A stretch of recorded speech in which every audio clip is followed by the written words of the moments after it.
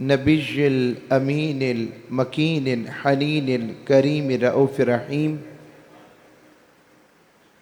أما بعد فأعوذ بالله من الشيطان الرجيم. بسم الله الرحمن الرحيم. قال الله تبارك وتعالى في القرآن المجيد: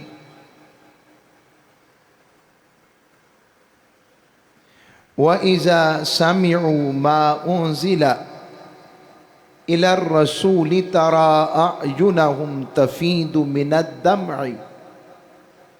مِمَّا عَرَفُوا مِنَ الْحَقِّ يَقُولُونَ رَبَّنَا آمَنَّا فاكتبنا مع الشاهدين. وقال الله تبارك وتعالى في القرآن المجيد في مقام آخر: الله نزل أحسن الحديث كتابا متشابها مثانيق تقشعر منه جلود الذين يخشون ربهم ثم تلين جلودهم وقلوبهم إلى ذكر الله ذلك هدى الله يهدي به من يشاء ومن يضلل الله فما له من هاد. صدق الله مولانا العظيم وصدق رسوله النبي الأمين الكريم. حاضرین گرامی قدر،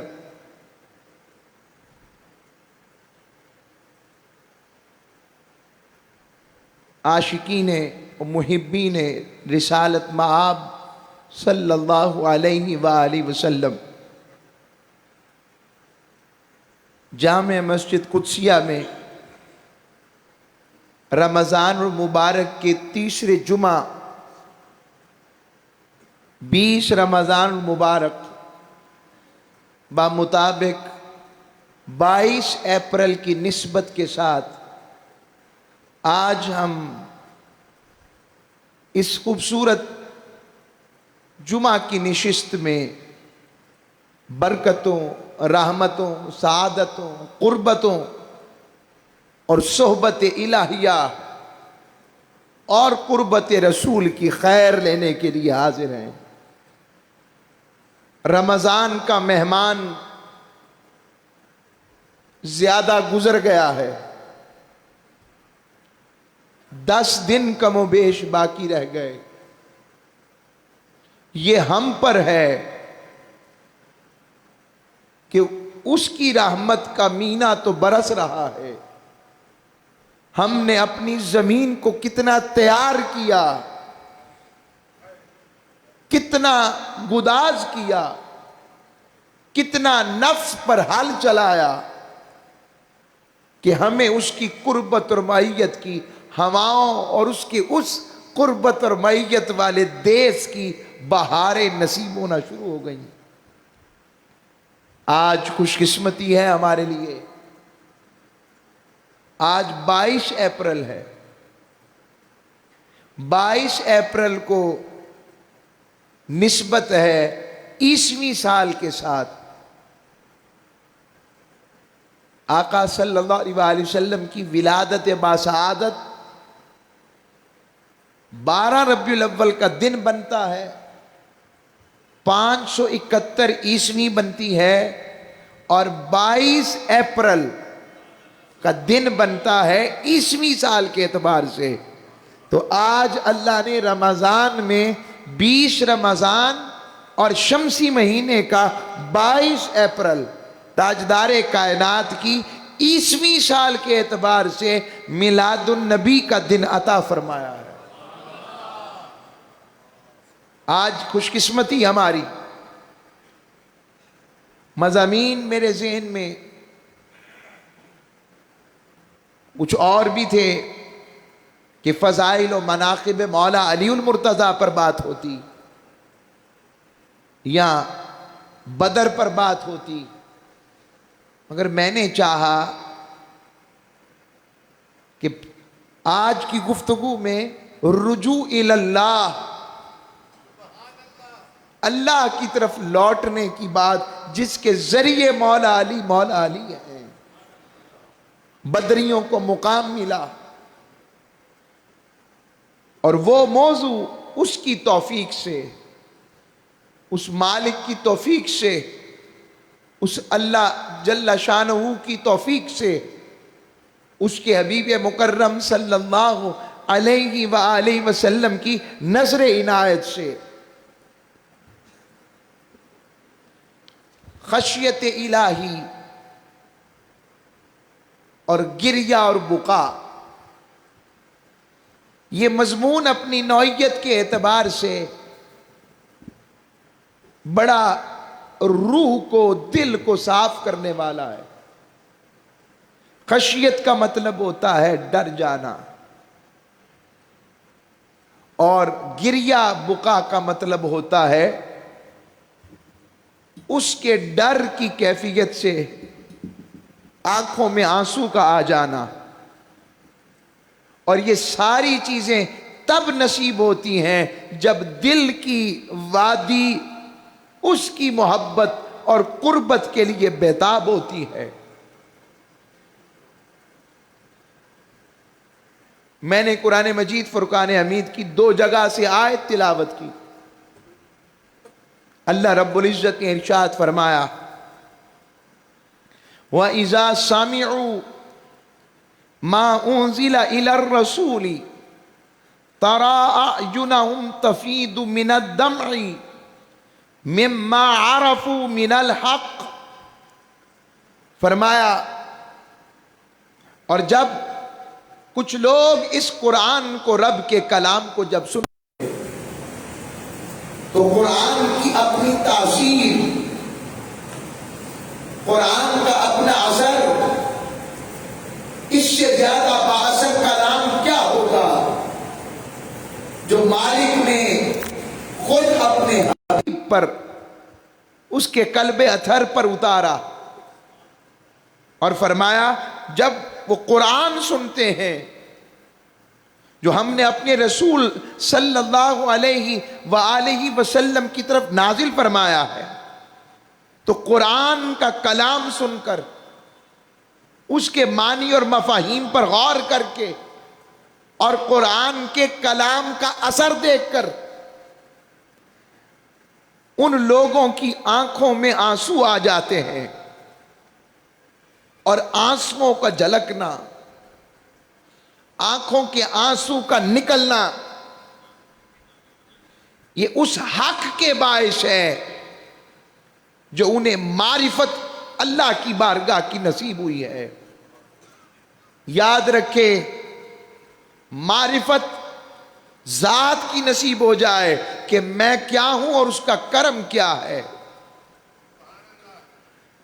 یہ بھی آنکھوں میں آنسو لانے کا باعث بن سکتی ہے۔ اور اس کے علاوہ رب کا کرم، رب کی رحمت، رب باری تعالیٰ کی پکڑ سے ڈر جانا، دوزخ سے ڈر جانا، اس کی رحمت کی بے بہا کیفیت کو دیکھ کر اس کی رحمت کی معرفت نصیب ہو جانے سے آنسو چھلک پڑنا، اپنے گناہوں کا ادراک ہونا، اور اس کی ستر پوشی کی شان کا پتہ لگ جانا، اس سے بھی آنکھوں میں آنسو آ جاتے ہیں۔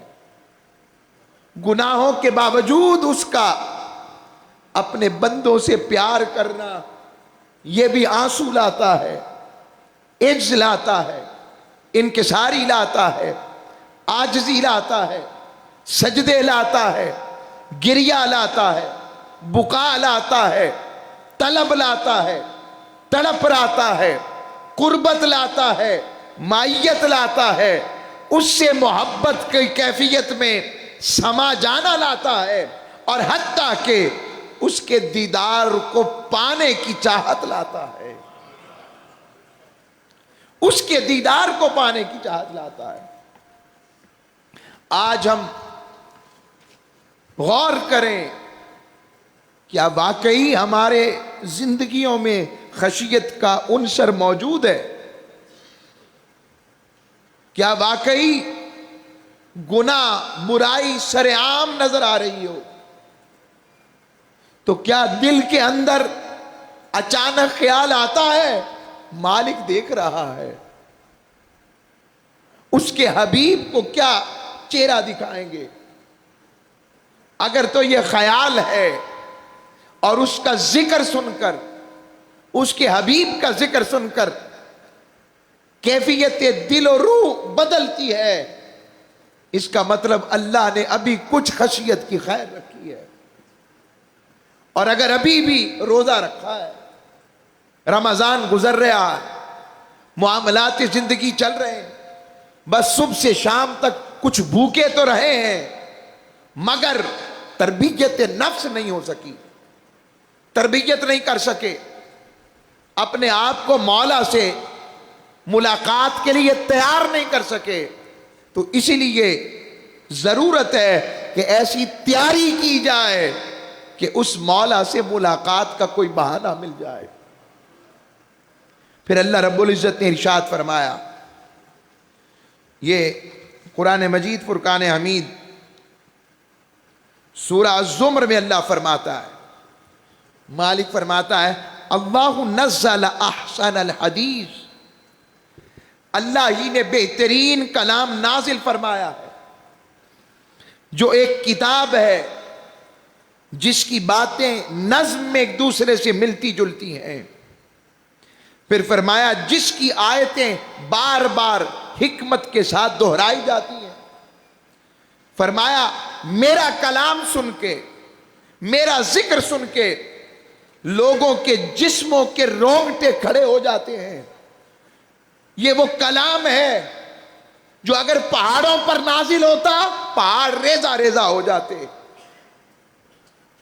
پھر فرمایا اور ان کے جسموں کے رونگٹے کھڑے ہوتے ہیں، یخشون ربہم، وہ اپنے رب سے ڈر جاتے ہیں، ان کی جلدیں نرم پڑ جاتی ہیں، ان کے دل نرم پڑ جاتے ہیں، اور رقت کے ساتھ، گریہ کے ساتھ، تڑپنے کے ساتھ، رونے کے ساتھ، آنکھوں کے آنسوؤں کے ساتھ اللہ کے ذکر کی طرف وہ گم ہو جاتے ہیں، محو ہو جاتے ہیں۔ پھر اللہ رب العزت نے پھر خود فرمایا، ایک اور جگہ فرمایا ان الذین اوتوا العلم من قبلہ اذا یتلی علیہم یخرون للاذقان سجدا، فرمایا بے شک جن لوگوں کو اس سے قبل علم کتاب عطا کیا گیا تھا، جب قرآن انہیں پڑھ کر سنایا جاتا ہے تو وہ ٹھوڑیوں کے بل سجدے میں گر پڑتے ہیں، کیفیت میں آ جاتے ہیں۔ پھر فرمایا اذا تتلی علیہم آیات الرحمن خروا سجدا وبکیا، فرمایا جب ان پر خدائے رحمان کی آیتیں تلاوت کی جاتی ہیں وہ سجدہ کرتے ہوئے زار و کتار رو پڑتے ہیں۔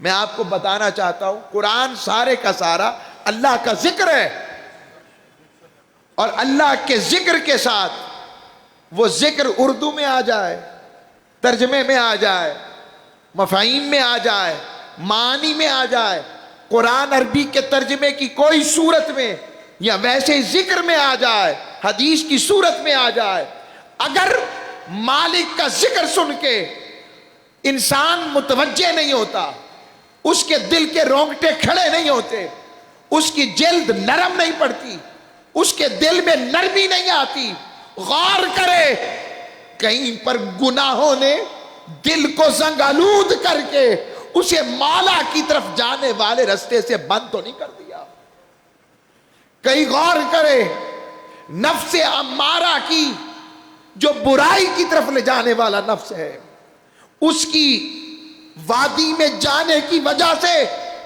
مالک سے دوری تو نہیں آ گئی؟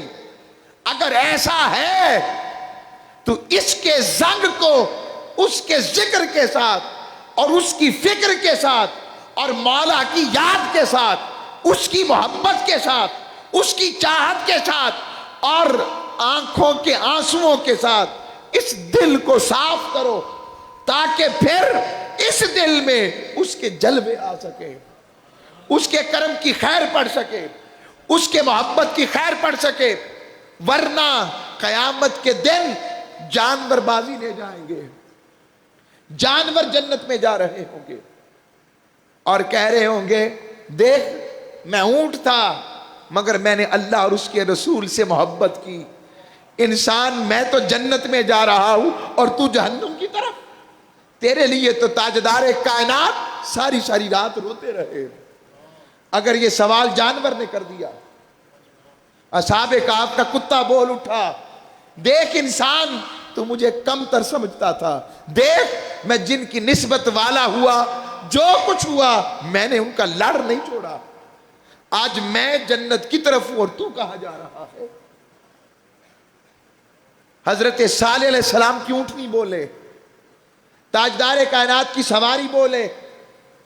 میں یہ باتیں سمجھا کر عرض کر رہا ہوں، ہم بطور انسان جو اشرف المخلوقات ہیں اور پھر صاحبان ایمان ہیں، اگر ہمارے دل اپنے مولا کی محبت کی طرف نہیں جاتے، ساری زندگی یوں اگر لوں، حضور داتا صاحب نے کس کی محبت کی بات کی، صفائے قلب کے لیے کس سے ملاقات کی تیاری کی بات کی، حضور غوث پاک نے کس کی بات کی، خواجہ اجمیر نے کس کی بات کی، صحابہ نے کس کی بات کی، مولا علی نے کس کی بات کی، سیدنا صدیق اکبر نے کس کی بات کی، سیدنا فاروق اعظم نے کس کی بات کی، اور حتیٰ کہ تاجدار کائنات نے کس کی محبت کی بات کی، کس کی رحمت کی بات کی، کس سے ملاقات کی بات کی، کس کے دیدار کی بات کی۔ وہ مالک ہے، وہ اللہ ہے، وہ جو ذات جو ساری کائنات کو پیدا کرنے والی ہے، جس نے یا ہمارے گناہوں پر پردہ ڈال کر پھر بھی ہمیں اپنے بندوں میں شامل کیا ہوا ہے۔ آئیں اس اعتبار سے یہ دل جب تک نرم نہیں ہوگا، دل جب تک مولا کی طرف مائل نہیں کریں گے، دل کی لگن اللہ اور اس کے رسول کی طرف نہیں جائے گی، اور جب تک دنیا کی طرف مائل رہیں گے، یاد رکھیں دنیا کی طرف مائل رہنے سے کبھی بھی دنیا نہیں مانتی، اور اس مولا کو پکار کے دیکھیں جسے صدق کے ساتھ پیار کے ساتھ ایک مرتبہ پکارے وہ 70 بار کہتا ہے جی میرے بندے کیا بات ہے۔ اور تاجدار کائنات صلی اللہ علیہ وسلم نے فرمایا کہ یاد رکھو اللہ نے انسانی جسم کے اندر ایک لوتھڑا رکھا ہے جسے دل کہتے ہیں۔ یہ میڈیکلی بات بھی درست ہے، روحانی طور پر بھی بات درست ہے، توجہ رہے بس کہ اگر جسمانی طور پر بھی دل بیمار ہو جائے، بیماری آ جائے دل میں، انسان کمزور ہو جاتا ہے، اس کے اندر وہ طاقت باقی نہیں رہتی جو اس سے پہلے ہوتی ہے، قوت مدافعت کمزور ہو جاتی ہے۔ اور اس کے مقابلے میں اگر دل ٹھیک ہو انسان ٹھیک چلتا ہے۔ تاجدار کائنات نے بھی یہی فرمایا ایک جسم کے اندر لوتھڑا ہے دل، اگر یہ صحیح ہے تو انسان ٹھیک ہے، اور اگر یہ خراب ہے تو انسان بھی خراب ہے۔ اور روحانی طور پر فرمایا جب انسان گناہ کرتا ہے اور گناہ کے ساتھ ہی رب باری تعالیٰ کے حکم سے اس کے دل پر ایک کالا سیاہ دھبا آ جاتا ہے، وہ توبہ کرتا ہے، مالک کی طرف پلٹتا ہے تو رب اس دھبے کو دھو دیتا ہے۔ مگر اگر وہ دھبا نہ دھویا جائے توبہ کے پانی سے، گریہ بکا کے پانی سے، استغفار کے پانی سے، اور اپنی عاجزی اور انکساری کی پانی سے، تو پھر وہاں پر دھبے لگتے رہتے ہیں حتیٰ کہ سارا دل سیاہ ہو جاتا ہے، اور پھر ایسا وقت آتا ہے رب اس پر مہر لگا دیتا ہے کہ اب یہ واپس آنے والا نہیں۔ ہم غور کریں، ہم بھی غور کریں، کیا ہمیں اپنے مولا کے ذکر سے لطف آتا ہے؟ غور کریں ہماری روحیں اپنے مولا کے ذکر کی طرف کتنی مائل ہیں، اپنے حبیب کے ذکر کی طرف کتنی مائل ہیں۔ تاجدار کائنات صلی اللہ علیہ وآلہ وسلم نے فرمایا، حضور کی ذات مقدسہ کیسی تھی؟ حضور علیہ السلام نے ارشاد فرمایا، دو آنکھیں ایسی ہیں جنہیں دوزخ کی آگ مس نہیں کرتی۔ پوچھا یا رسول اللہ کون سی آنکھیں ہیں؟ فرمایا ایک آنکھ جو اللہ کی محبت میں، خشیت میں، خوف میں، ڈر میں ڈرنے والی ہو، اس طرح کہ اس کے آنکھوں سے آنسو بہتے ہوں، فرمایا اسے دوزخ کی آگ نہیں چھو سکتی۔ اور فرمایا جس نے اللہ کی راہ میں جاگتے ہوئے پہرا دیا ہو، فرمایا اسے بھی دوزخ کی آگ نہیں چھو سکتی۔ تاجدار کائنات صلی اللہ علیہ وسلم نے پھر فرمایا، یقول اللہ تعالی اخرج من النار من ذکری یوما او خافنی فی مقام، فرمایا دوزخ میں سے اللہ نے فرمایا میں ہر ایسے شخص کو نکال دوں گا جس نے ایک دن بھی مجھے یاد کیا ہوگا۔ اور اگلا جملہ اس سے بھی پیارا ہے، اور فرمایا میرے خوف سے، میری ذات سے زندگی میں کبھی ڈرا ہوگا، رب اسے دوزخ میں رہنے نہیں دے گا۔ اب ہم اپنی زندگیوں میں دیکھیں، ہم اپنے مولا سے کون سی چیز ڈر کر چھوڑ دی، کون سا گناہ چھوڑ دیا۔ اور تاجدار کائنات صلی اللہ علیہ وآلہ وسلم نے پھر فرمایا عبداللہ ابن مسعود رضی اللہ تعالیٰ عنہ راوی ہیں، فرمایا اگر مکھی کے سر کے برابر مومن شخص کی آنکھ سے اللہ کے خوف میں آنسو نکل پڑے، اس طرح کہ اس کے چہرے کے کسی حصے پر آٹپ کے اللہ اس پر دوزخ کی آگ کو حرام کر دے گا۔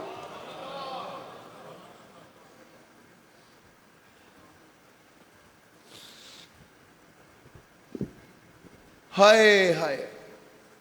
پھر فرمایا، حدیث میں آتا ہے، پھر حدیث شریف آ رہی ہے، فرمایا مجھے میری عزت کی قسم، اللہ فرما رہا ہے، اللہ کہہ رہا ہے، حدیث قدسی، دیکھیں حضور نے کیسے کیسے تحفے لے کر دیے۔ ہم ہی کمتر ہیں، ہم ہی بے وفا ہیں، ہم ہی جفا والے ہیں، ان کی عطا دیکھو اور اپنی جفا دیکھو۔ فرمایا رب فرماتا ہے مجھے اپنی عزت کی قسم، میں اپنے بندوں کو دو خوف کبھی اکٹھے نہیں ہونے دوں گا۔ اگر اس نے دنیا میں مجھ سے خوف رکھا تو میں اسے قیامت کے دن ڈرنے نہیں دوں گا، اور جو دنیا میں مجھ سے بے خوف رہا، میرے احکام کی دھجیاں بکھیرتا رہا، میری مخلوق پر ظلم کرتا رہا، زیادتی کرتا رہا، حق مارتا رہا، حقوق سلب کرتا رہا، جھوٹ، غیبت، ناحق، باطل، زیادتی، جرم، تزلل اور جو چیزیں کسی کے لیے وہ اختیار کر سکتا ہے کرتا رہا، تو فرمایا پھر قیامت کے دن اسے امن نہیں ملے گا، وہ قیامت کے دن ڈرا ہی رہے گا۔ اور اب سنیں، یہ بھی اللہ کی عطا ہوتی ہے کہ وہ گناہوں پر کیفیت طاری کر دے، گناہوں کے باوجود اپنی طرف بلائے۔ تاجدار کائنات نے فرمایا، مسند بزار کی حدیث ہے، فرمایا جب اللہ کسی بندے کو خوف دے دیتا ہے، اپنا خشیت دیتا ہے، اور اللہ سے خوف کی وجہ سے اس کے جسم کے بال رونگٹے کھڑے ہوتے ہیں، تو فرمایا اس کے گناہ ایسے جھڑتے ہیں جیسے سوکھے درخت کے پتے جھڑتے ہیں۔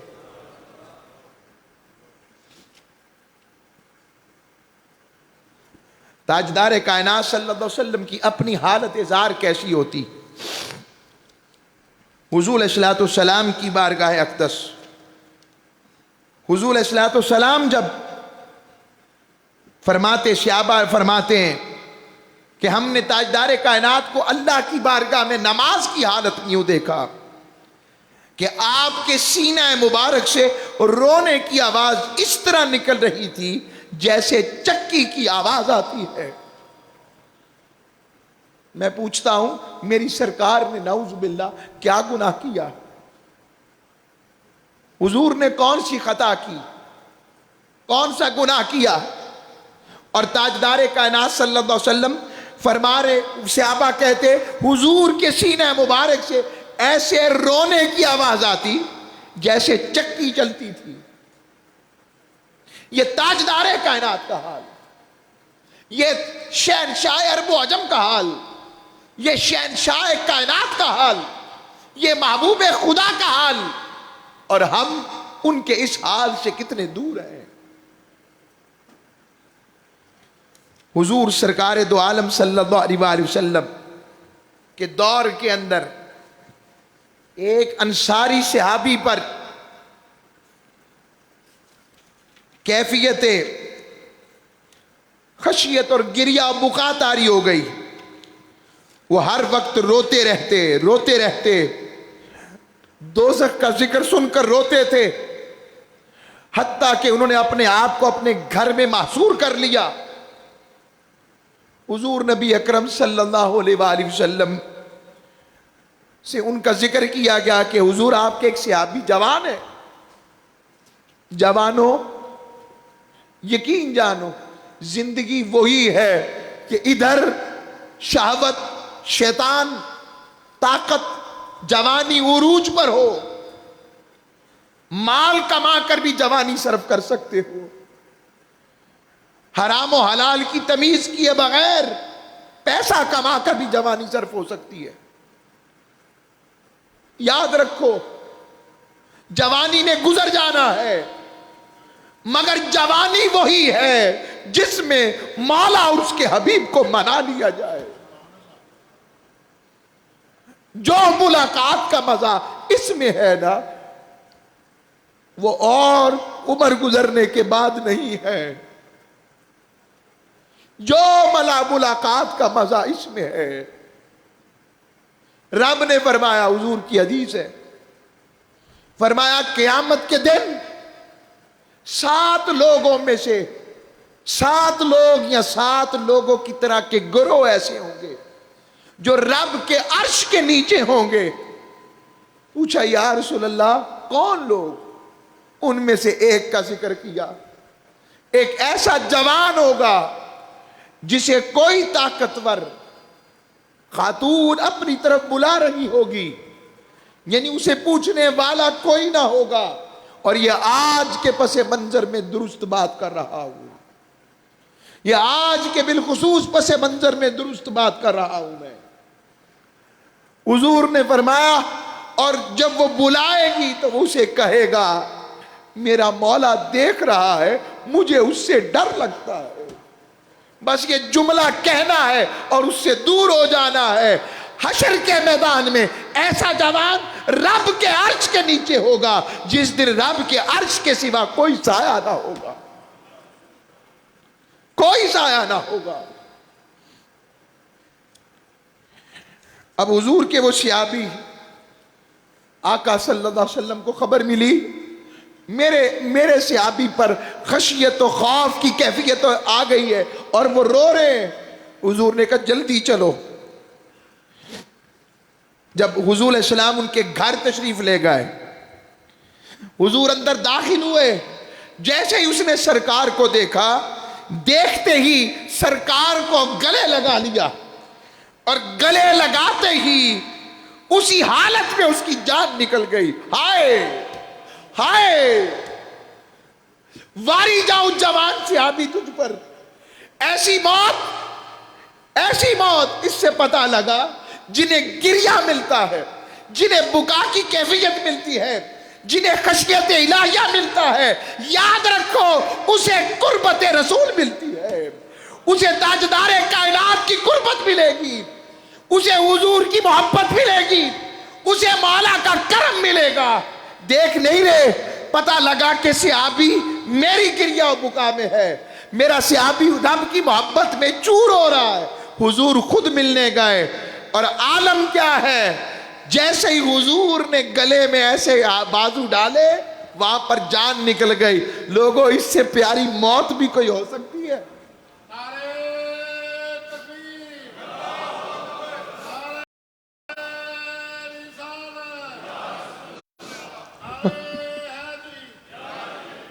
حضور نے فرمایا اپنے ساتھی کی تجہیز و تکفین کرو. دوزخ کے خوف نے اس کے جگر کو ٹکڑے ٹکڑے کر ڈالا ہے.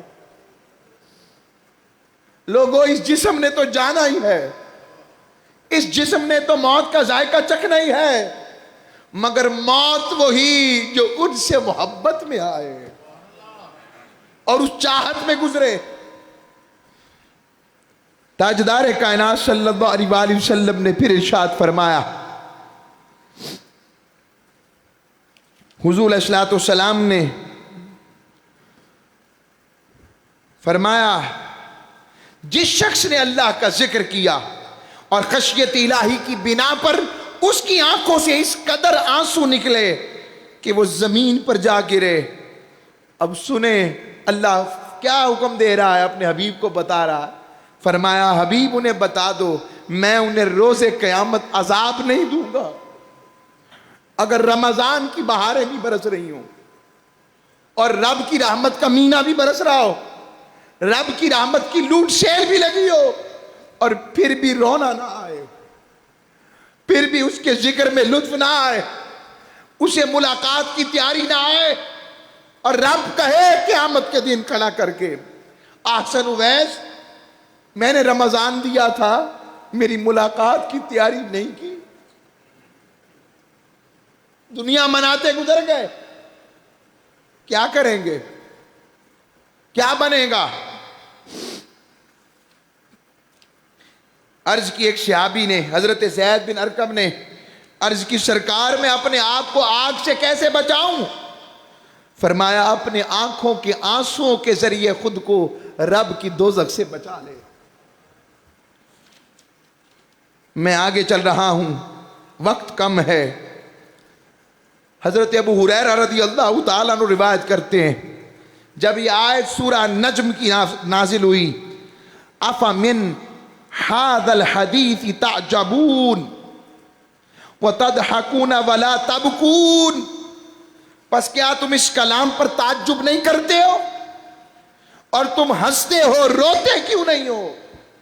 یہ سننا تھا صفہ والے حضور کے پیارے صوفی صحابی, صفہ والے اس قدر روئے کہ ان کی رخساروں پر آنسو بہہ نکلے.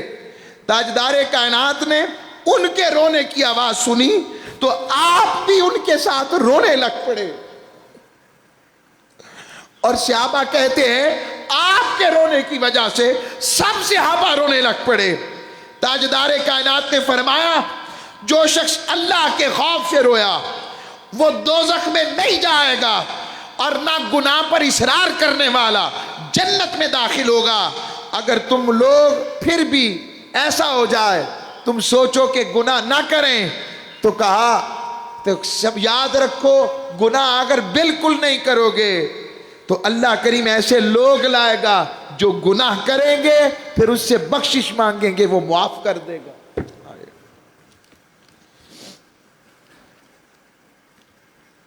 یہ حدیث مجھے ہمیشہ اپنی کیفیت کی طرف لے کر آتی ہے. رمضان میں میں ضرور سناؤں گا. سرکار دو عالم صلی اللہ علیہ وسلم خطاب فرما رہے ہیں, فرمایا آج تمہارے درمیان حضور نے خطاب فرمایا, اور ایک صحابی سامنے بیٹھے تھے, بٹھا دیا کریں جہاں موقع ملے, ادب کے خلاف ہو جاتا. حضور کی حدیث چل رہی ہے تو عرض کر رہا ہوں, اور سامنے بیٹھے ہوئے صحابی رو پڑے. حضور اکرم صلی اللہ علیہ وسلم نے فرمایا آج تمہارے درمیان وہ تمام مومن ہوتے جن کے گناہ پہاڑوں کے برابر ہیں, تو اس ایک شخص کے رونے کی وجہ سے وہ بخشے جاتے ہیں. لوگوں رونے والوں کی صحبت میں بیٹھا کرو, یہ سوچا کرو اسے رونا آ رہا ہے مجھے کیوں نہیں آتا, میں زیادہ سخت دل ہوں, مولا میرا دل اتنا سخت ہو گیا کہ تیری محبت اور تیرے ذکر میں رونا نہیں آتا؟ آج کام الٹ ہو گیا، مگر اصل میں ذکر یہ ہے۔ تو فرمایا اس کی وجہ یہ ہے کہ یہ اکیلا نہیں رو رہا، اس کے ساتھ فرشتے بھی رو رہے ہیں اور دعا کر رہے ہیں، اے اللہ جن کو رونا نہیں آ رہا اس رونے والے کے صدقے معاف کر دے۔ تاجدار کائنات خود دعا کرتے، فرماتے اللہم ارزقنی عینین حطالتین تبکیانی، فرماتے ہیں اللہ اے میرے مالک مجھے ایسی دو آنکھیں عطا کر جو تیرے لیے زور زور سے رونے والی ہوں اور برسنے والے آنکھوں کے آنسوؤں کے ساتھ رونے والی ہوں اور تیرے عذاب اور تیرے عذاب سے خوف زدہ ہوں۔ یہ تاجدار کائنات کی دعا سنا رہا ہوں آپ کو۔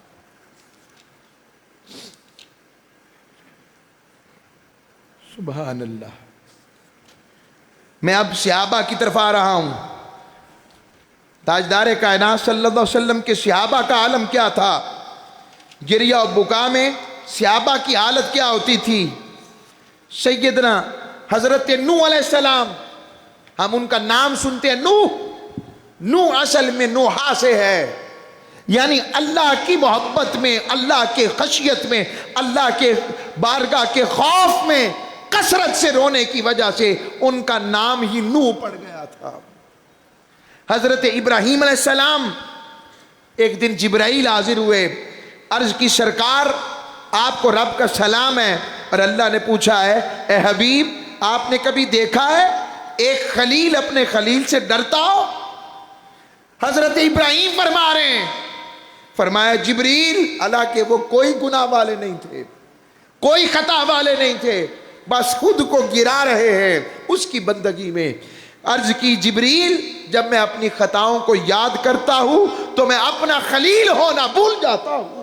آئے مجھے اپنا خلیل ہونا یاد نہیں رہتا کہ رب نے مجھے اپنا دوست بنایا ہے۔ حضرت یحییٰ علیہ السلام بچپن ہی میں رویا کرتے، ان کی والدہ ان کو روکتی، بیٹا اتنا نہ رویا کر، فرماتی اماں جان اگر نہ روؤں آپ مجھے گارنٹی دیتی ہیں میری بخشش ہو جائے گی؟ بغیر حساب و کتاب کے جنت میں داخل ہو جاؤں گا؟ لوگوں یہ انبیاء کا حال ہے، ہم کہاں جائیں؟ سیدنا صدیق اکبر رضی اللہ تعالیٰ عنہ آپ کا رو رو کر عجیب حالت ہو جاتی۔ سیدنا فاروق اعظم قرآن کی آیتیں سنتے، انما اشکو بثی و حزنی الی اللہ پڑھ رہے ہیں اور روتے جاتے، حتیٰ کہ چیخ نکل جاتی قرآن پڑھتے ہوئے۔ یہاں تو فتوے شروع ہو جائے، اگر قرآن پڑھتے ہوئے رو پڑھے بار بار آیت پڑھ دے تو کہتے کہاں لکھا ہے؟ ارے یہاں لکھا ہے۔ فاروق اعظم جیسے قرآن پڑھتے ہوئے چیخ نکل جاتی ہے۔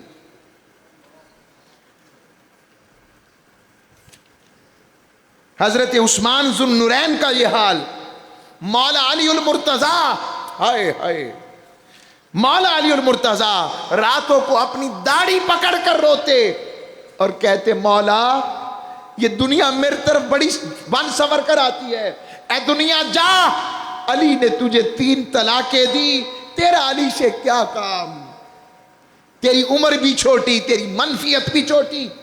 اور مولا علی ساری رات یوں روتے جس طرح کوئی زہریلا بچھو یا سانپ کسی کو ڈنگ مارے تو اس کے زخم سے اور اس کے درد سے روتا ہے۔ مولا علی ساری رات اپنے مالک کی محبت پہ یوں رویا کرتے تھے۔ حضرت امام اعظم ابو حنیفہ رضی اللہ تعالیٰ عنہ کتنی بڑی شخصیت ہے، بولیے ہمارے امام ہے نا، آپ رات کے وقت عشاء کے بعد اپنی داڑھی پکڑ لیتے اور یوں گریا کرتے، مولا اب نعمان کی عمر 70 سال سے زائد ہو گئی، مگر آج بھی سوچتا ہوں اگر قیامت کے دن نعمان بن ثابت بخشا گیا بڑے تعجب کی بات ہوگی، مگر مالک تیری رحمت سے زیادہ تو اس کے گناہ نہیں۔ بس اختتام کر رہا ہوں۔ اس ایک واقعے کے ساتھ بس اگر 1-2 منٹ آج ہو جائیں، موسم آج اتنا گرم نہیں ہے، کیا کہتے ہیں، جمعۃ الوداع کی تیاری کر کے آئیے گا۔ وہ آپ کو پتہ ہے ہمارا ذرا خاص آپ کے لیے سرپرائز پچھلے سال کی طرح رکھا ہوا ہے، یاد ہے پچھلے سال کا نا؟ انشاءاللہ ویسا ہی سرپرائز ہوگا۔ بس اختتام کر رہا ہوں تاجدار کائنات صلی اللہ علیہ وسلم کی بارگاہ سے۔ چلے اسی مضمون کو آگے رکھتے ہوئے یہ اختتام اس بات پہ کرتا ہوں کہ اس مقصد یہ ہے کہ روزے کے ذریعے روح کو تازہ کر کے گریہ و بکا سے مولا سے ملاقات کا ذریعہ بنایا جائے۔ اللہ ہم سب کو عمل کی توفیق عطا فرمائے۔ وما علیہ الا البلاغ۔